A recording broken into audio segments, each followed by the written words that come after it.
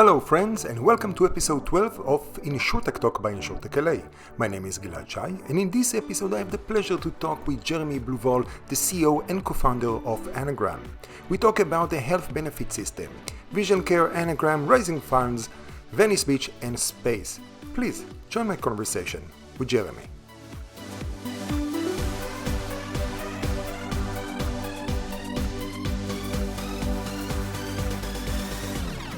Hi Jeremy, how are you doing? Thank you for joining me today. I'm good. Thanks for having me, Gilad. So for other people that don't know you, please give a quick background about who you are and your company. Sure. Well, my name is Jeremy Bluvol. I'm originally a Canadian, and I grew up with a very different healthcare system. But by way of background, biomedical engineer, had worked in the medical device space and doing some research around detecting and treating various types of cancers using ultrasound and MRI imaging guidance. My interests have always been in healthcare. I find it very satisfying and motivating to be able to help people and just make the healthcare system a little bit more empathetic and better for everyone. We started this company around 6 years ago now. My co-founder and I had some medical billing issues. We had noticed some problems with the healthcare space when it comes to folks understanding their health insurance and paying for healthcare services. And frankly, it was just way too hard. Most people have no idea what's on their plan. In fact, we found that many people don't even know what plan they have or what insurer they have. Many people obviously have insurance through their employer, and so they're not quite sure what their benefits are, what they cover. And then on top of that, doctors, frankly, have no good ways of knowing how much the patient owes them, how much they should collect from the patient. This is why you end up getting these collection statements, or this is not a bill from your doctor. It's just always the runaround is really hard for both patients and providers. And I think one of the biggest contributors to this problem are the insurance companies that have just not made it easy for folks to understand and use their benefits.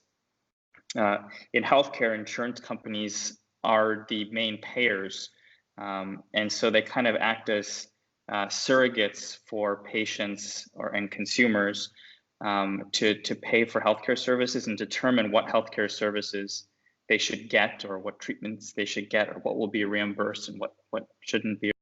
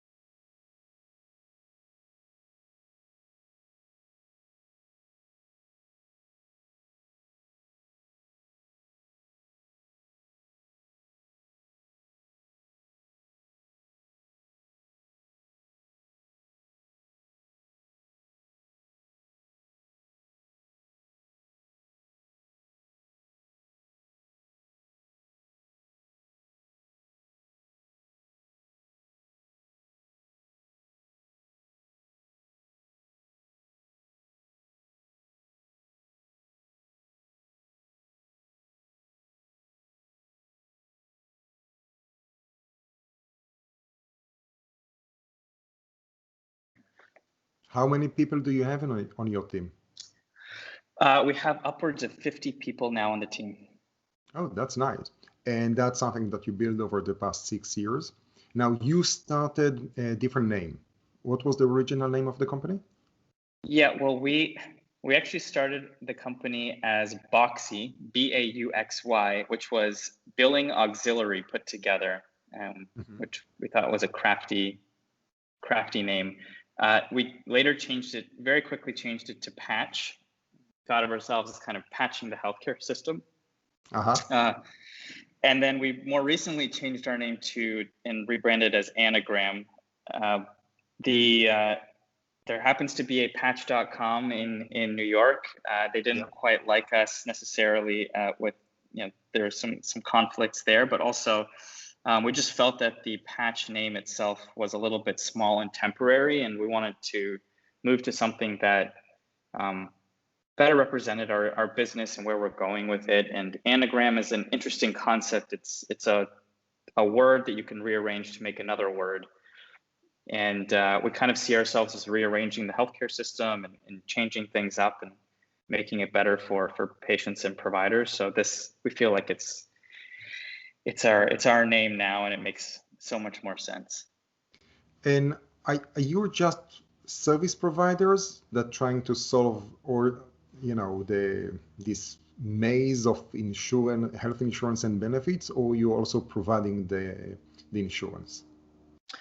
So historically, we've been a SaaS business. What we do is we work with eye care doctors and their patients to process their out-of-network insurance benefits. So when a patient walks into an eye care doctor's office, oftentimes in order to get access to their benefits, the doctor will need to make a phone call to the insurance company. Excuse me, I'm going to grab some water. You'll have a lot of edits here. You're going to have a fun time. I was about to say, I'm going to keep it, but yeah, sure. Okay. So when a patient goes into a doctor's office, they often don't know what insurance benefits they have. And the doctor has no idea how to pull their eligibility or file the claim.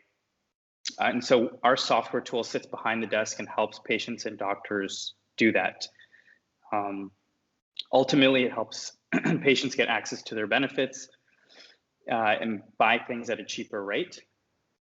For the doctors, it helps them get access to that patient revenue and helps them lower their administrative costs, so they don't need to file the claims by hand now. They don't need to sit on the phone with insurance companies, and then it also helps create a better patient experience altogether. The doctor's office, you're saving them time. Can you quantify how much money you're actually saving them? Yeah, so we do a few things. We help them generate more revenue.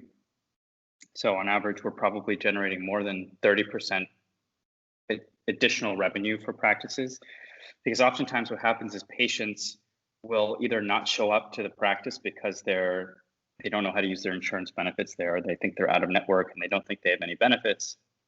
So these doctors are now capturing these patients that would have otherwise walked away. We also help them on the back end with the medical billing and the time savings too. So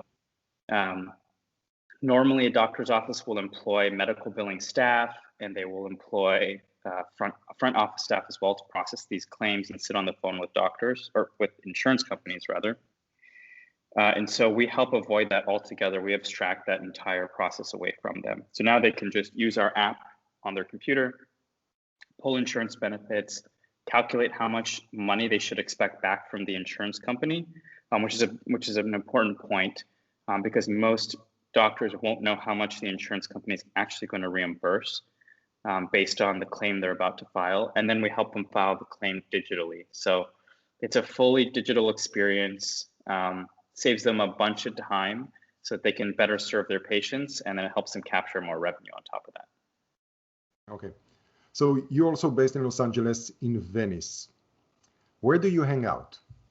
What is your, well, beside now in COVID, let's call it pre-COVID, what's your preferred second office or coffee that acts as your office?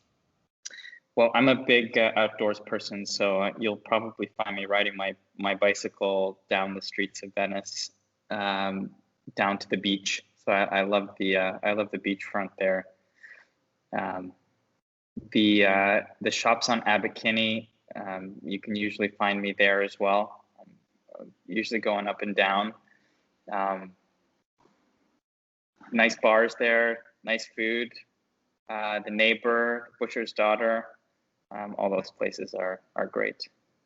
Butcher's Daughter, is that the vegan place? Yes, vegan or vegetarian, I'm not sure, but one of those two. Yes, very good. I know that they have good cocktails. That's what I remember. They do, yeah. Yeah, I spend time as, let's call it, the second office, a place to hang out and drink coffee at the Ex Machina, which is, it's good outside. You can, work, open your Mac and have a nice espresso, and there is good vibe there. Is your office also in Venice? Because you have a big crew. You're about 50, 60 people. Yeah, we're a decently sized crew now. So as soon as COVID hit, we got rid of our office altogether. We're now a fully remote team, and likely to be fully remote for the foreseeable future. Though I am an office person, and I kind of want to see people again. But most of our team is distributed around the Los Angeles and San Francisco Bay Area, as well as we have some sort of offshore teams as well. So we're all remote now. We're all on Zoom meetings all day, every day. So that's been an interesting transition for us. Yeah, I think it's been received pretty positively by our investors for the most part. Offices can often be overpriced, inefficient ways for people to communicate. And much of our team has been remote from day one. So we've built a culture internally of being able to manage and work remote with one another. So it's not entirely new to our team. So we've become good. I would say we can still become better at it. There's still opportunities for us to become more efficient, better at communicating all the different things that are going on. But we're learning, I think, as everyone else is, on how to do this right. But I would say that, constantly checking in, making sure the team's mental health is good. That's something that we're trying to do more of. Making sure that everyone's feeling motivated to get up in the morning and walk into their office or sit down at their desk beside their bed, wherever it may be, is good by them. So we're trying our best. Yeah.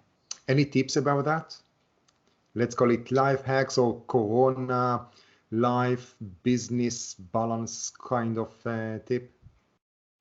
Yeah, if possible, a few things that I've noticed for myself that help. If possible, separate the sleeping bedroom space from the working space.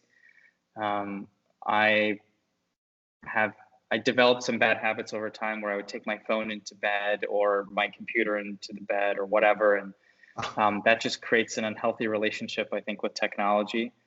And it just blurs the boundaries of work and personal life. So I've stopped that, and having a dedicated space, even if it's just a desk or a table or whatever, to, once you get off the table or you step out of the chair, you're no longer working. You're creating clear boundaries.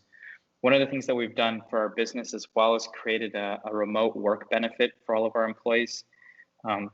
We used to support, gym benefits and other things like that. Now we transferred that into just a little bit of a benefit that lets people contribute towards maybe internet at home or a better chair or a better desk, whatever, just to help improve their quality of work experience. And that's been received really positively. Where are you with the funding? Yeah, good question. So we raised our Series A round at the end of 2019, just before coronavirus hit. We're raising a little bit of more money right now. So if there are any investors listening to this, please get in touch with me. And we're running really fast with the money we have. So we have some really exciting initiatives right now that we're working on. I wish I could announce it here, but it's in stealth mode right now, and I'll announce it once it's a little bit further along. But and hopefully I can do that at the start of the new year. But we're raising some money for that new initiative, and I'm very excited about it. I think it's going to be the next step, the next big step in our business, and it's going to be very transformative for the insurance industry. So maybe we'll talk about it again in a couple months or something like that. I'll be happy to do that, because usually I'm happy that someone already answers the follow-up question. But in this case, it was like, no, yeah, we cannot talk about what we are raising the money for. So if we are going back to the car analogy, that will be, hey, we need the money for the fuel to reach that milestone, but I can't tell you about what milestone it is. So maybe you can tell me about previous milestones. You know, you've been in operation for 6 years with 2 pivots, more for marketing pivots, less than operation. In the past, when you raised the money, what was the goal of raising that money? And yeah, and let's avoid evaluation. Let's just talk about from the business standpoint. Sure. Yeah, we don't have to talk specific numbers. So raising money for us has been purely about scaling our business. When we started, it was a couple of us in a condo in San Francisco, filling out claims by hand on the back end. Consumers and doctors didn't think it was. They thought it was automatic. Really, it was all very much manual on the back end. So our first round of funding got us to the point where we could automate all of that stuff. It allowed us to actually invest money in software development and hiring developers to build a lot of the automation and the back end of the product. The next big fundraising round really got us to a point where we could scale the sales and marketing organization and just like the overall operating culture and structure of our business. And so now we're at the point where we have a nice sales team, a nice marketing team that's repeatable and reliable. And that's why we're going to be, raising a larger Series B round in the new year in 2021. But getting us, post seed funding was getting to product market fit, and now we have product market fit. We're growing. It's quite repeatable, and there's a lot of opportunity to invest dollars in our business and have a good sense of what you're going to get for it. Any other tips to startups that are in the insurance space, especially in the health insurance? How to approach that attitude of building their value and traction and working with investors and later on the different partners in the space? That's a great question. It's a really interesting industry. I would say the health insurance space is hard because you have extra stakeholders that you may not have in other industries and extra regulatory requirements that may not exist elsewhere. So between patients and providers and payers, the 3 Ps, you have a lot of other players with varying incentives. So I think one piece of advice is to really dig deep and understand the market and understand the incentives, and understand also that all players in this space might not be rational, even though it may be in their best interest to be rational. That's not always the case. From the fundraising side and funding side, I would say, healthcare is nuanced. A lot of investors don't understand healthcare or the depths of health insurance, and it can be a very large uphill battle to explain that to folks. So I think if you can find investors or folks that can get really excited about health insurance or some particular niche in the space that you're operating in, those are the best ones to talk to. And I think just leveraging like as many people in the space as possible. People are really truly willing to help. I think many people that operate in healthcare genuinely want to make the healthcare system better. They want to help each other make the healthcare system better and give better care to patients and make life easier for doctors and so on. So knowing that, I think just helping one another, it's not that huge of a community. The healthcare spend in this country is absolutely astronomical, but the community of startups in the healthcare space isn't that large, and so just helping each other, I think, is a really important piece of that. It's funny. It's completely astronomical, and the funny part, it's not really funny, because you're focusing on a niche, currently on vision and providing the benefits and understanding the insurance. And as we know, the insurance is basically a proxy, so which is such a weird thing. It's not like the same thing that we see in P&C or life, but in health, and please correct me or provide me more insights. But what we've seen so far, that it's actually acting as a proxy and dedicating all kinds of decisions that's supposed to be the sole mandate, or that's the charter of the physician. And they are actually telling you which therapeutics or process to go. Sorry. Do you have anything to add in terms of other broken parts of the system? Because that's sort of a very big one, right? Yeah, I mean, that's an important point to touch on. I think I've been calling them surrogates. They're kind of just like this weird proxy for patients that abstracts the experience of healthcare away from them. And these insurance companies are determining what is reimbursable, what is not, how much they're going to reimburse for certain things. And they create incentives for doctors to do things that may not necessarily be in the best interest of the patient. And also they create weird incentives for patients. And so I don't necessarily, without talking poorly about insurance companies, I don't think they always have the best interest of the patient and doctor in mind. Certainly, as we've seen in the vision care market, that rings true, and as evidenced by the existence of our business. But yeah, I agree with you. It's definitely acts as a proxy and creates some weird incentives. Yeah, and with that, of course, there are opportunities, and that's where usually would like to learn more about it. But that can open it up for, I don't know, a course that will go over a year or two, and not a 30 minutes conversation about your company and your next steps. Should we talk about benefits systems, pharmaceutical benefit system, or it has nothing to do with what you're dealing with? It's not really similar to what we're doing, but I'm very impressed with what GoodRx has done in the market. If that's what you're referring to,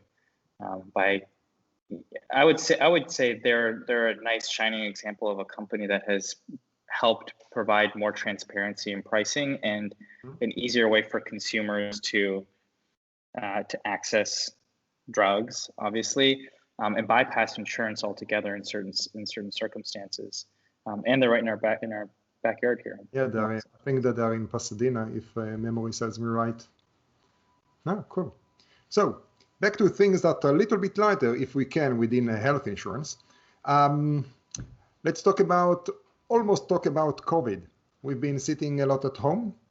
Can you give a recommendation of a book or a TV show that you enjoyed recently? Sure. I recently read a really interesting book called Breathe by, I believe, Daniel Nestor. Yes. I've been going left and right, thanks to him. There you go.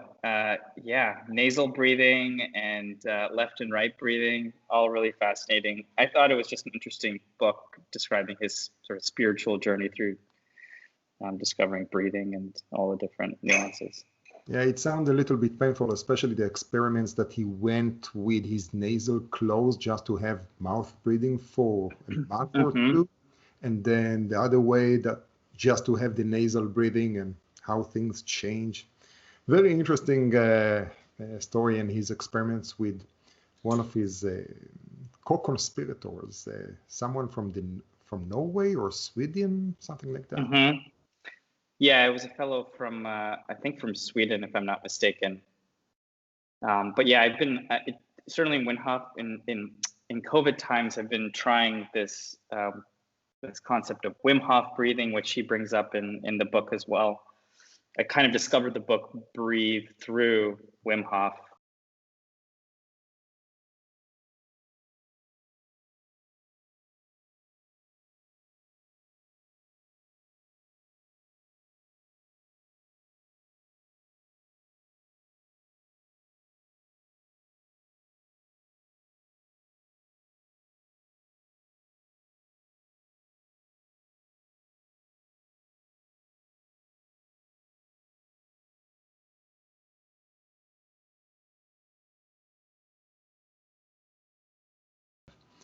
And it's time that many people use to self-reflect and do those small, let's call it tweaks. Any other life hacks that you enjoyed in the past, well, 9, 10 months? Oh gosh, I think maintaining a healthy lifestyle is so important. I know it's probably been said a million times before, but just being mentally healthy, going outside, physical exercise, etc. These are the types of things that can help us get through crazy times. Indeed, most definitely. Well, Jeremy, thank you very, very much for your time today. It's been a pleasure talking to you about ANAGRAM, your journey, and of course, all kinds of small life hacks and I think that the most important one, it's not our own life hacks, it's actually the ones that we can support our teams and other folks. Thank you for Definitely. my pleasure. Yeah, thank you, Gilad. Thank you.